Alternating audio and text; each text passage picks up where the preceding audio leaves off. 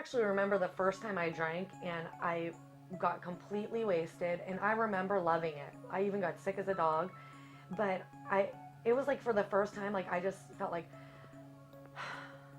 if that makes any sense. I think I was just like, I've always been wound pretty tight.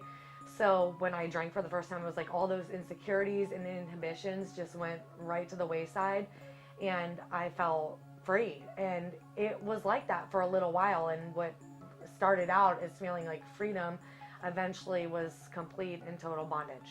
And Spencer and I were like constantly on the fritz. We had done detox, AA, we had tried some counseling.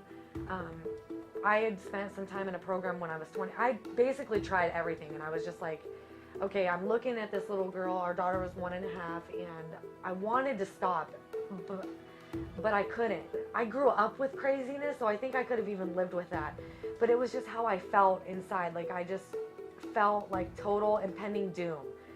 Things were not going to get better if I didn't do something radical.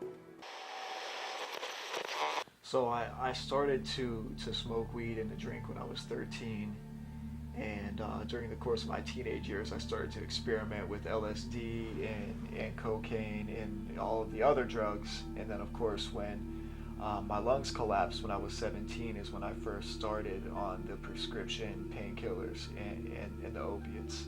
And that's what led me to the heroin use when I was 17, and I reached out to my dad, because I'd never known my dad. That was our thing to do together. I just remember having these vivid nightmares, you know, that I was going to die. My mom would find me on drugs at her house, talking to the phone, and there was nobody there. I was just having imaginary phone conversations because I was on so much methadone. I was just starting to spin out. I really felt like I wasn't even a living human being anymore.